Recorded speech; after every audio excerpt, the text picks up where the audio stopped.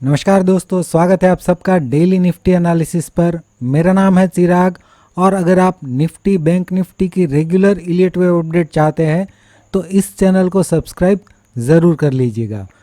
पिछले वीडियो में हमने निफ्टी के 15 मिनट चार्ट में समझा था, यहाँ से जो डिक्लाइन है उसको हम ए और वन मान रहे थे। उसके बाद ये जो बाउंस है ये हमें करेक्टिव बाउंस लग रहा था और ये पूरे डिक्लाइन का एग्जैक्टली 38% पर तक रिट्रेस करने के बाद एक हमें डिक्लाइन भी देखने को मिला था, राइट। तो हम यहाँ से ही इस रेंज में एक डिक्लाइन एक्सपेक्ट कर रहे थे, इसके ऊपर ट्रेड करता है तो ही निफ्टी में हम पॉजिटिव थे, राइट। और ये बाउंस जो है हमें एक WXY करेक्शन लग रहा था। निफ्टी में गैप अप ओपनिंग देखने को मिला, 38% के ऊपर ये ओपन हो रहा था। हमने टेलीग्राम चैनल पे अपडेट दिया था कि यहाँ पे आपको 5 और 15 मिनट कैंडल का वेट करना है, राइट। और ओपनिंग के साथ ही हमें एक शार्प डिक्लाइन देखने को मिला और पूरा दिन जो है इसी रेंज में ये ट्रेड करता रहा। 38% के ऊपर भी नहीं गया और इसके नीचे भी ये नहीं आया। अब आगे क्या हो सकता है आज के वीडियो में फिर से समझने की कोशिश करेंगे। शुरुआत करेंगे फिर से हम 1 आवर चार्ट में।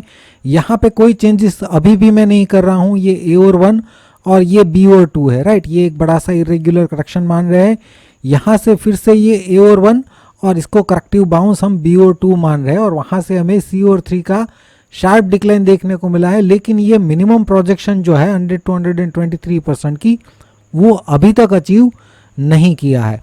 और इसका रिट्रेसमेंट जो हमने निकाला है 23 to 38%, उसमें 38% को अभी भी ये इसके ऊपर ब्रेक नहीं कर पाया। आज ओपन हुआ इसके ऊपर लेकिन वहाँ से फिर से हमें एक शार्प डिक्लाइन देखने को मिल गया है। अभी हम क्या करेंगे, यहाँ से जो बाउंस है उस पर फोकस करेंगे। अभी हमें यहाँ से जो बाउंस है वो करेक्टिव ही लग रहा है। इसका मतलब इस रेंज में अभी भी हम डिक्लाइन एक्सपेक्ट कर सकते हैं, राइट। ये डिक्लाइन जो है वेव 5 का भी हो सकता है। अगर ये शार्प डिक्लाइन जो है यहाँ पे 3 कंप्लीट हुआ है और अगर ये 4 है तो ये 5th का डिक्लाइन भी हो सकता है। और अगर ये डिक्लाइन ए और 1 है और ये बी और 2 है तो ये 3 का शार्प डिक्लाइन भी, इसके नीचे भी ये जा सकता है। अभी के लिए इस रेंज में तो एटलीस्ट हम एक्सपेक्ट कर रहे हैं, लेकिन ये जो बाउंस है उसको पहले देखेंगे स्मॉलर टाइम फ्रेम में। यहाँ पे अगर हम देखें, यहाँ से जो पॉइंट मैं समझाने की कोशिश करूंगा उसको ध्यान से समझना। ये अब तक हम एक WXY करेक्शन ही मान रहे हैं। यहाँ से जो बाउंस है ये बाउंस हमें ABC बाउंस लग रहा है, राइट। ये A, ये B और C के अंदर 1 2 3 4 और 5, तो ये एक 3 वेव बाउंस है, इसलिए W। और फिर ये जो है एक करेक्टिव डिक्लाइन X और यहाँ से फिर से एक 3 वेव बाउंस, ये है Y, राइट।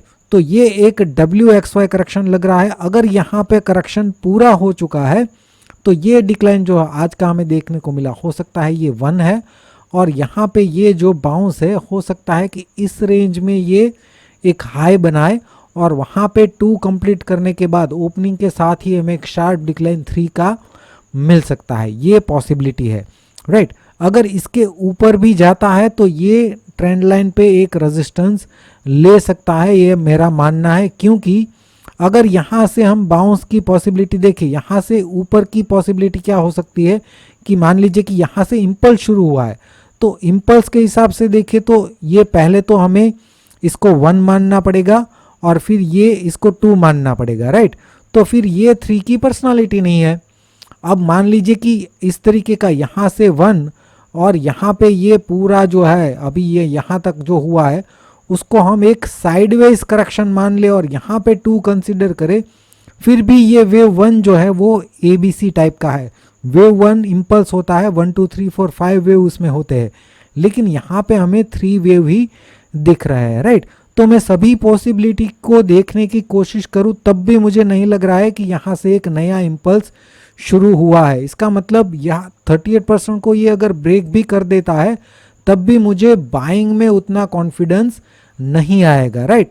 मुझे ये करेक्टिव बाउंस ही लग रहा है। तो इस रेंज में आने के बाद भी अगर डिक्लाइन होता है तो मैं सेलिंग का व्यू ही प्रिफर करूंगा। बाइंग में अभी भी मैं इंटरेस्टेड नहीं हूं, राइट। तो अभी के लिए तो इस रेंज में ओपन होने के बाद एक शार्प डिक्लाइन मिलता है तो हम इसको 1 और 2 कंसीडर करके उसके हिसाब से यहाँ पे 3 4 और 5 इस तरीके से ये नीचे जा सकता है। अगर इसके ऊपर भी ओपन होता है तब भी हम यही देखेंगे कि हमें कोई इंडिकेशन मिल जाए इम्पल्सिव डिक्लाइन का, तो उसके बाद जब भी हमें करेक्टिव बाउंस मिले वहाँ पे हम शॉर्ट की अपॉर्चुनिटी देख सकते हैं।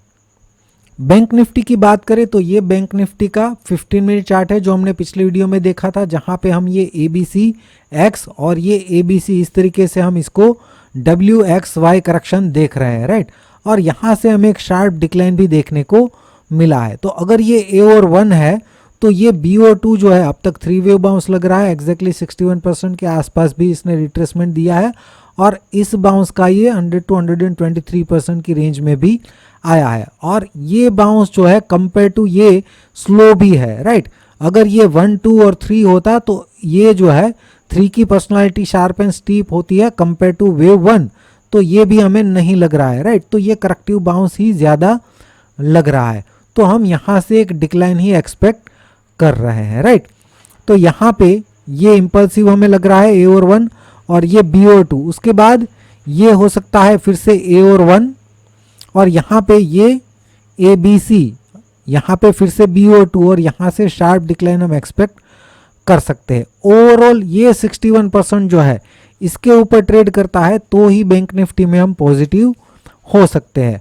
अभी के लिए ये जो पैटर्न है उसको भी अगर हम स्मॉलर टाइम फ्रेम में देखें तो यहाँ पे ध्यान से समझना, ये A और अगर ये B है तो वेव C हो सकता है कि यहाँ पे पूरा हो चुका है तो यहीं से शार्प डिक्लाइन मिलना चाहिए। लेकिन अगर ये डिक्लाइन जो है थोड़ा सा हमें साइडवेज टू करेक्टिव लग रहा है, अगर यहाँ से बाउंस होता है तो एक वेव काउंट ये भी हो सकता है कि यहाँ पे A और B यहाँ पे, C यहाँ पे नहीं बल्कि C के अंदर ये 1, 2, 3 और ये 4 है जो 1 को ओवरलैप अभी भी नहीं किया है। और यहाँ से 5th का अगर हम प्रोजेक्शन निकाले तो 38% तो इसके नीचे आ रहा है, इसलिए हम इसको कंसिडर नहीं करेंगे। ये हाई के ऊपर यहाँ पे 61% आ रहा है और मैक्सिमम लेवल 100%, वो तो इसके भी ऊपर आ रहा है, तो इसके आसपास अभी भी हम रेजिस्टेंस देख सकते हैं। यहाँ पे भी अगर इसके आसपास भी जाता है तब भी हम उसको A, B और वहाँ पे C कंसिडर कर सकते हैं, भले ही ये 61% के ऊपर चला गया हो, राइट। लेकिन ये बाउंस जो है वो स्लो है कंपेयर टू फर्स्ट बाउंस के, राइट। तो अभी भी हम प्रेजेंट लेवल से या तो फिर इस लेवल के आसपास से डिक्लाइन ही एक्सपेक्ट कर रहे हैं। अगर मान लीजिए इसके ऊपर भी जाता है तब भी हम पॉजिटिव नहीं मान सकते। ये ओवरऑल 61% जो हमने 1 आवर चार्ट में देखा है इसके ऊपर ट्रेड करता है तो ही बैंक निफ्टी को पॉजिटिव मान सकते हैं। या तो प्रेजेंट लेवल से डिक्लाइन हो सकता है या इस लेवल के आसपास से हो सकता है। अगर इसको भी ये ब्रेक कर दे तो इस रेंज में से भी डिक्लाइन हम एक्सपेक्ट कर सकते हैं। हाँ, अगर यहाँ पे आता है तो हम वेट करेंगे, ऐसा नहीं है कि शॉर्ट ही करने लगेंगे। यहाँ से हमें कोई एक डिक्लाइन का इंडिकेशन मिले तो उसके बाद करेक्टिव बाउंस में हम शॉर्ट करेंगे और हाई का स्टॉप लॉस जो है हम प्लान कर सकते हैं। अगर प्रेजेंट लेवल से या यहाँ से ओपन होता है तब भी हमारा जो प्लान है वो वहीं रहेगा।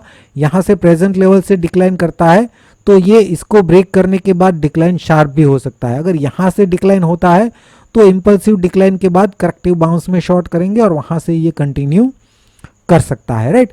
तो आई होप कि ये टोटल जो एनालिसिस हमने समझा है आपको समझ में आया है किस तरीके से मैं प्लान कर रहा हूँ आने वाले टाइम में। और फ्रेंड्स, जो भी इलियट वेव कोर्स और टेलीग्राम चैनल में जुड़ने के लिए इंटरेस्टेड है, डिस्क्रिप्शन में आपको लिंक मिल जाएगा। इस वीडियो को लाइक करना मत भूलिएगा। वीडियो देखने के लिए आपका बहुत बहुत शुक्रिया, धन्यवाद।